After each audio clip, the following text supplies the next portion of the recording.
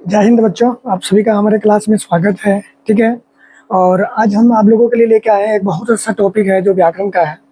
और ये एग्जाम में प्रश्न इससे आता ही है, 4 से 5 प्रश्न आ जाते हैं। अगर डबल का अगर बात करें तो 7 से 8 प्रश्न आ जाते हैं। ठीक है, इसको जानना बहुत जरूरी है। ठीक है, आप प्रश्न देख रहे हैं, आपका प्रश्न ये प्रश्न नहीं है, आपका टॉपिक है समास। आखिर समास को पहचाने हम कैसे? इसका कोई ट्रिक होना चाहिए, बिल्कुल इसका ट्रिक हम लेके आए हैं। ठीक करने के बाद आपसे एक प्रश्न नहीं छूटेगा, एक प्रश्न नहीं छूटेगा, सारा प्रश्न आप कर लीजिए। पहला क्या है, देखिए समाज जो होता है ना 6 तरह के होते हैं। कितने तरह होते हैं? 6। सातवां जो होता है वो नर समाज होता है, जो इसमें गिनती नहीं आता है। नर समाज जो होता है अ से शुरू होता है और ना से। ठीक है, अ और ना से शुरू होने का शब्द क्या होता है? नर समाज होता है। ना मतलब जैसे ना समझ, ना समझ जो हो गया आपका, क्या हो गया वो? नर समाज हो गया। ठीक है, अ से शुरू होने का शब्द नर समाज हो गया। अगर देवी देवता वाला नाम आ जाए कहीं पे, अगर देवी देवता वाला नाम आ जाए, ठीक है, क्या आ जाए? देवी देवता वाला नाम आ जाए तो समझ जाना को बहुव्रीहि समाज है और इसमें एक भी पद प्रधान नहीं होता है, इसमें एक भी पद प्रधान नहीं होता है। तीसरा, जैसे भगवान के बारे में इसमें बात होता है, जैसे लंबोदर, जैसे गणेश को कहते हैं, दशानन रावण को कहते हैं, ये बहुव्रीहि हो गया। देवी देवता कहीं द्वंद्व समाज, जिसका दोनों पद प्रधान हो उसे द्वंद्व समाज कहते हैं। जिसका दोनों पद प्रधान हो उसे द्वंद्व समाज। जैसे देखिए द्वंद्व समाज, जिसका दोनों पद प्रधान हो उसे द्वंद्व समाज कहते हैं।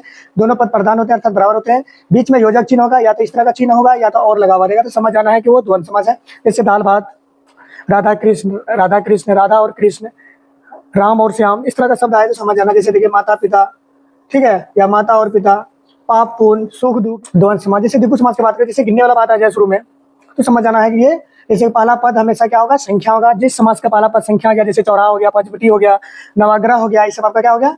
ये हो जाएगा आपका क्या? दिगु समाज। ठीक है, जैसे देख लीजिए चौराहा दिगु समाज, तिरंगा 3 दिगु समाज, नवग्रह आपका क्या हो जाएगा? ये दिगु समाज। जैसे कर्मधार समाज की बात करें, ये विशेषता आ जाए, विशेषता जब कोई शब्द का पता चले, जैसे पहला पद विशेषता हो, पहला पद विशेषता अर्थात विशेषण बताता हो, विग्रह करने पर हे, जो या के समान आए तो समझ आना वो क्या हो जाएगा? कर्मधार समास होगा। जैसे चरण कमल, जिसका चरण क्या है? कमल है, जिसका चरण में कमल है, चरण कमल हो गया, तो ये आपका क्या हो जाएगा? नीलांबर, ये आपका हो जाएगा कर्मधार समास। मतलब सीधा चलिए विशेषता आ जाए। अगर तत्पुरुष, तत्पुरुष में विभक्ति आ जाएगा, आप लोग जानते हैं विभक्ति आता है, लेकिन उसमें कुछ प्रयोग है, जैसे को, से, के लिए, का, की, मैं, राजपुत्र, राजा के पुत्र, राजमहल, राजा का महल। ठीक है, ये सब शब्द अगर आ जाए तो समझ जाना ये तत्पुरुष है। जैसे राजपुत्र, राजा का पुत्र, रोग मुक्त मतलब रोग से मुक्त। ठीक है, उसका अभी अभी भाव समास, इसका जो पहला पद होगा वो क्या होगा? उपसर्ग होगा। उपसर्ग की संख्या कितना होता है? टोटल 22 होता है। देखिए पहला पद इसका क्या होगा? उपसर्ग। जैसे यथाशक्ति, यथा क्या हो गया? उपसर्ग हो गया। रातों रात, दी प्रतिदिन, हाथों हाथ, ये सब शब्द अगर आ जाए तो समझ जाइएगा अभिभाव है। उम्मीद है ये आपको समझ में आ जाएगा। ठीक है, आप इस पे आधारित हम लोग प्रश्न करेंगे। ठीक है।